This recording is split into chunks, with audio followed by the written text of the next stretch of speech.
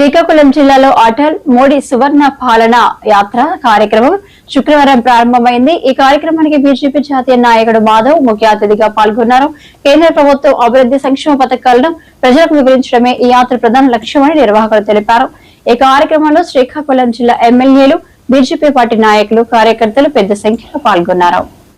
పెద్దలు, సోదరులు, రాష్ట్ర బీజేపీ పార్టీ అధ్యక్షులైన పివిఎన్ మాధవ్ గారికి, అలాగే నా సహచర ఎమ్మెల్యేలైన సీనియర్లైన కూన రవికుమార్ గారికి, గొండు శంకర్ గారికి మరియు మామిడి గోవిందరావు గారికి, తెలుగుదేశం, బీజేపీ, జనసేన జిల్లా పార్టీ అధ్యక్షులకు మరియు వేదికలు అలంకరించిన కూటమి సభ్యులకు, ఇక్కడికి విచ్చేసిన అభిమానులకు, ప్రతి ఒక్కరికి, పత్రికా విలేకరులకు అందరికీ పేరు పేరున నా నమస్కారం తెలియజేసుకుంటున్నాను.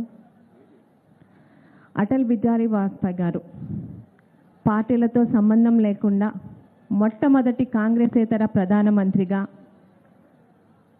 పార్టీలు సిద్ధాంతాలు ఎన్నికల్లో గెలిచేంత వరకే, గెలిచిన తర్వాత అందరితోనూ ఒక స్నేహ సంబంధ బాంధవ్యాలు కొనసాగిస్తూ, తన పరిపాలనలో ఉన్న ప్రతి ఒక్క రాష్ట్రం అభివృద్ధిని కొనసాగిస్తూ, పార్టీలకు అతీతంగా అందరి ముఖ్యమంత్రులతోని ముందుకు సాగుతూ ఒక స్నేహశీలి, ఒక సౌమ్యశీలి అయిన ప్రధానమంత్రిగా పేరుగాంచారు.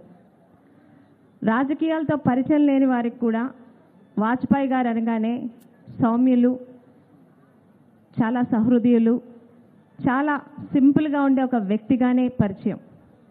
ముఖ్యంగా దేశ రాజకీయాల్లో తనకంటూ ఒక ప్రత్యేకత ఒరవడి సృష్టించుకొని, ఎంతటి సౌమ్యులో దేశం జోలికొస్తే అలాంటి సమాధానమే చెప్పగలమని పోఖ్రాన్ అణు పరీక్షల ద్వారా ప్రపంచానికి బీజేపీ కార్యకర్తలకు, అలాగే ఇక్కడికి విచ్చేసినటువంటి ఎన్డీఏ కూటమి కార్యకర్తలకు, సభ్యులకు అందరికీ, ప్రజానీకానికి పేరు పేరున నా హృదయపూర్వక ధన్యవాదాలు తెలియజేసుకుంటున్నాను.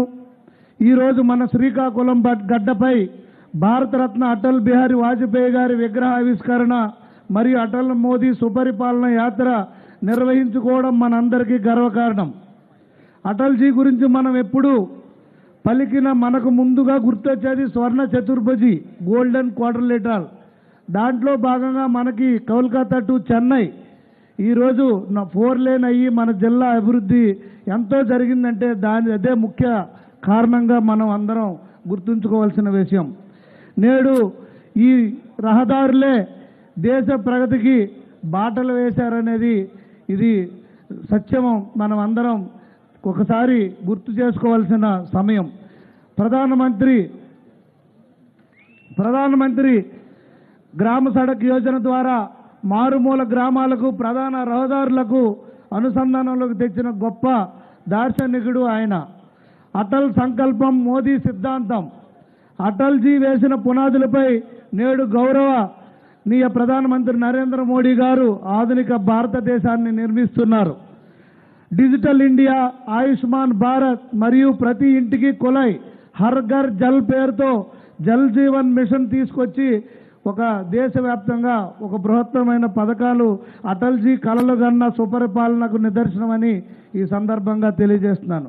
నేడు రాష్ట్రంలో మన డబుల్ ఇంజన్ సర్కారు కేవలం అధికారం కోసం ఏర్పడింది కాదు, దెబ్బతిన్న మన రాష్ట్రాన్ని మళ్ళీ పునర్నిర్మించడానికి, పేదవాడి ముఖంలో చిరునవ్వు చూపడానికి ఏర్పడింది. అటల్జీ కలలు గన్న సుపరిపాలనను మోదీ గారి అధ్యక్షతన చంద్రబాబు నాయుడు గారు మరియు పవన్ కళ్యాణ్ గారి నేతృత్వంలో ఈ రాష్ట్రాన్ని స్వర్ణాంధ్రప్రదేశ్గా తీర్చిదిద్దడమే ప్రథమ లక్ష్యం. శ్రీకాకుళం అంటే ప్రతిభని అందించినటువంటి, కనబరిచినటువంటి మహా వ్యక్తి అటల్ బిహారీ వాజ్పేయి గారు. ఆయన జీవితం భారతదేశంలో ఉన్న ప్రతి వ్యక్తికి కూడా ఒక ఆదర్శం. అటువంటి వ్యక్తి యొక్క విగ్రహాన్ని ఈరోజు పెట్టడం మన భావి తరాలకి, అది మనం అతని చరిత్రను తెలియజేసి భవిష్యత్తులో ఎంతోమంది అటువంటి నాయకుల్ని తయారు చేసే విధంగా ఉంటుంది.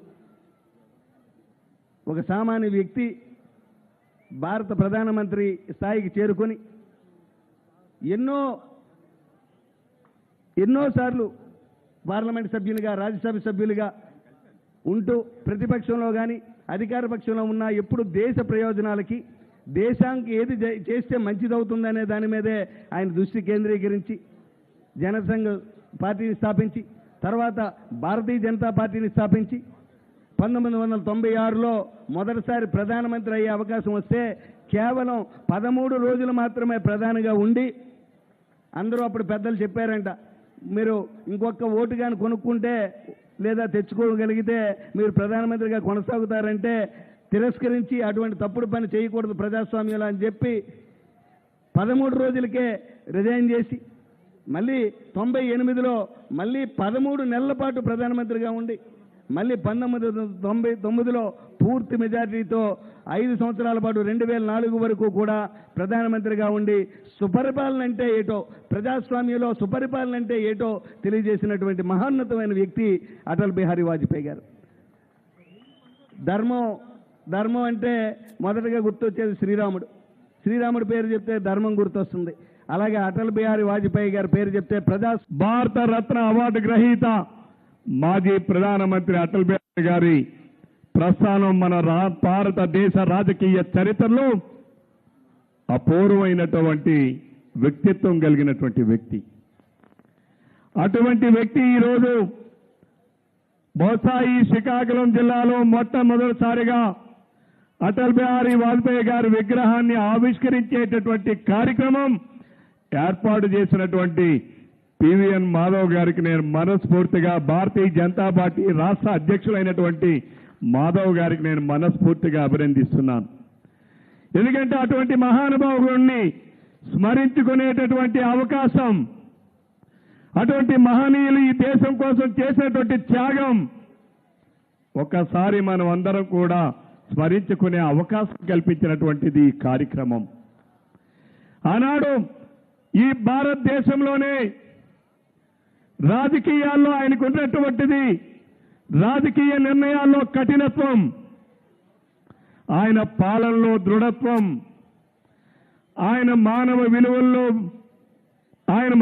విలువల్లో మానవత్వం, అలానే ఆయన చేసినటువంటి ప్రతి మాటలో కవిత్వం, ఈ 4 రకాల లక్షణాలు ఉన్నటువంటి భారతీయ రాజకీయ నాయకుల చరిత్రలో 4 లక్షణాలు ఉన్నటువంటి ఏకైక వ్యక్తి భారతీయ జనతా పార్టీ అధ్యక్షుడిగా, ఈ దేశ ప్రధానమంత్రిగా ఈ భారతీయ జనతా పార్టీని ఈరోజు ఈ స్థాయికి రావడానికి కారకుడైనటువంటి మొట్టమొదటి 2 వ్యక్తుల్లో ఆ భారతీయ జనతా పార్టీ అనే బండికి 2 ఎద్దులుంటే ఈనాడుకి మన మధ్యన ఉన్నటువంటి అద్వానీ గారు అయితే మన మధ్యన లేని ఆ విధంగా కొనసాగాలన్నారు. కార్యక్రమాలు కూడా కొనసాగాలని చెప్పి నేను చంద్రబాబు నాయుడు గారిని కోరటం జరిగింది. కొన్ని కార్యక్రమాలు బీజేపీ నిర్వహిస్తుంది, దానికి కూటమి సభ్యులు రావాలి. కొన్ని తెలుగుదేశం నిర్వహిస్తుంది, దానికి కూటమి సభ్యులు రావాలి. కొన్ని జనసేన నిర్వహిస్తుంది, కూటమి సభ్యులు రావాలి. ఏ పార్టీ ఆ పార్టీ పని చేసుకోవాలి, కానీ అందరం కలిసి స్ఫూర్తివంతమైన కొన్ని కార్యక్రమాలు చేయాలని చెప్పి చెప్పడం. ఆ విధంగానే చంద్రబాబు నాయుడు గారు సూపర్ 6 సూపర్ హిట్ అనే కార్యక్రమం పెట్టారు. రాష్ట్ర వ్యాప్తంగా ఒక మంచి వాతావరణం నిర్మాణం అయింది. కనుక ప్రజల యొక్క విశ్వాసాన్ని, నమ్మకాన్ని తప్పనిసరిగా మనం నిలుపుకోవాలి. ఆ విధంగా వెళ్ళాలి.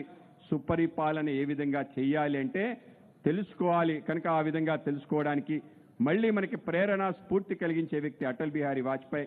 కనుక ఆయన యొక్క 100వ జయంతి సందర్భంగా మనందరం కూడా ఆ ఆలోచన వైపు అడుగులు వేసే దిశగా ఆయన కోసం ఏ విధంగా కాంగ్రెస్ ఇతర ప్రభుత్వం ఈ దేశంలో రావడానికి చేసిన కృషి, అందరినీ కలిపి ఏ విధంగా ముందుకెళ్లటం చూపించిన వ్యక్తి. అటువంటి వ్యక్తి యొక్క కార్యక్రమం రాష్ట్ర వ్యాప్తంగా విగ్రహాలు పెట్టడంటే వేలం వెరిగా విగ్రహాలు పెట్టడం కాదు, పోటీతో కాదు. ఆ విగ్రహం చూస్తే ఒక స్ఫూర్తి కలగాలి, ఆ స్ఫూర్తి నిలవాలి హృదయంలో. ఆ విధంగా చేతులతో మొక్కబడే వ్యక్తి అటల్ బిహారీ వాజ్పేయి. కనుక ఆయన యొక్క 100వ జయంతి సందర్భంగా ఈ కార్యక్రమాలు పెట్టి ఈ యొక్క రాష్ట్ర వ్యాప్తంగా విగ్రహాలు ఏర్పాటు చేయడంతో పాటు ఇటువంటి సభలు అనేక మంది వక్తలు అద్భుతంగా ప్రసంగించారు.